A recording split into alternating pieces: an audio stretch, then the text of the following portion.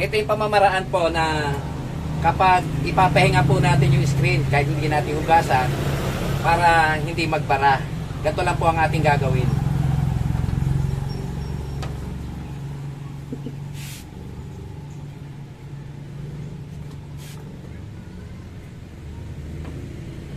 I-press lang natin, then kargahan natin ang pintura.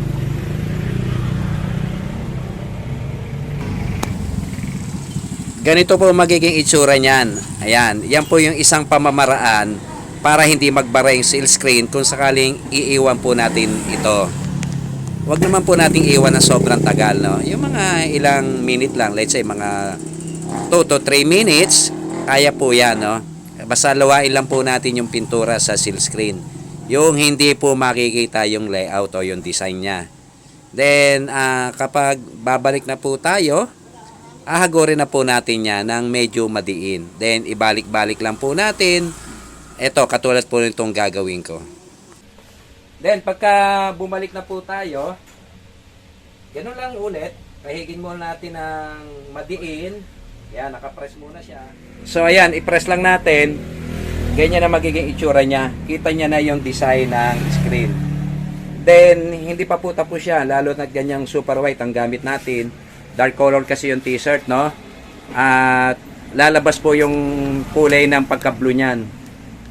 So, ang gagawin natin, pasadahan natin ulit yan. Pasadahan natin na magaang lamang. So, ganun din, back to normal lang.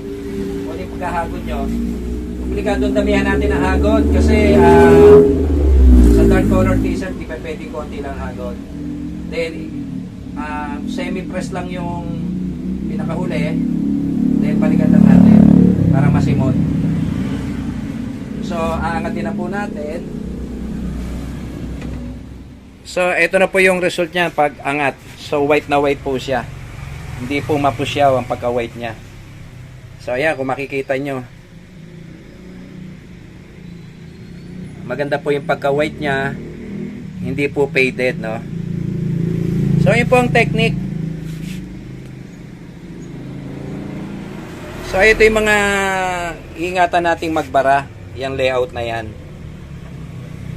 So, kung sakaling nagkaroon ng bara, punasan lang natin ang basahan na binasahan ng tubig, harap likod. Then, pasadahan natin ng tuyong basahan.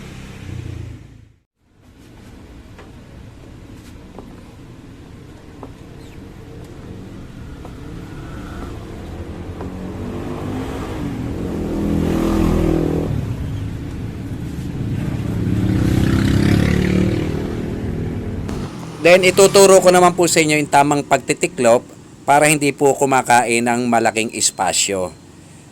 Ganito po ang pagtitiklop, no? Hawakan lang po natin sa may balikat sa laylayan, then i-fold po natin. Then sa pagsasampay naman po, ito po ang technique. Then pagka sampay po, hilahin po natin sa may laylayan sa bandang lingkod, then alalayan po natin sa gitna.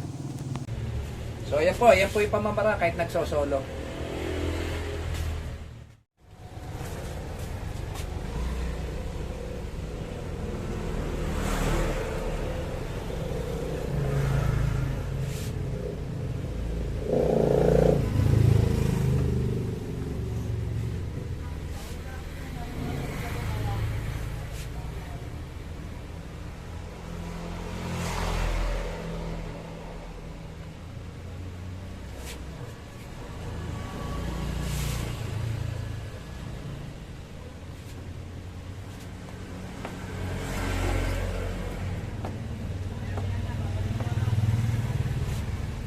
Kapag medyo sa tingin niya nagbabara ang screen, aguran nyo na lang marami, then i-press nyo lang ng press na press gamit ang squeegee.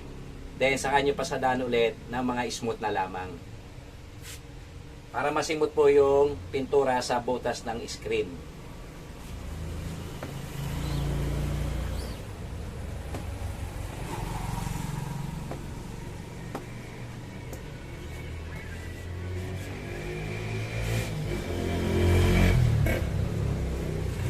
So, ang gamit kong pintura dito ay BNT. Ayan, gawa ng J&J Virgo. Ayan, BNT white. Rubberized po siya.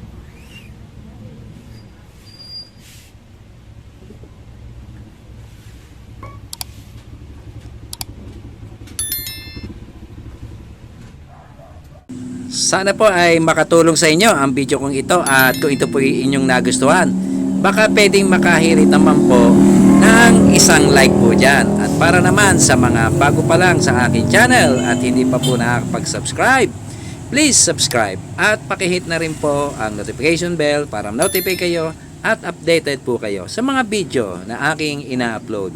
Hanggang dito lang po, muli po ang inyong lingkod, The Hustlers TV. Thank you for watching. Keep safe and God bless.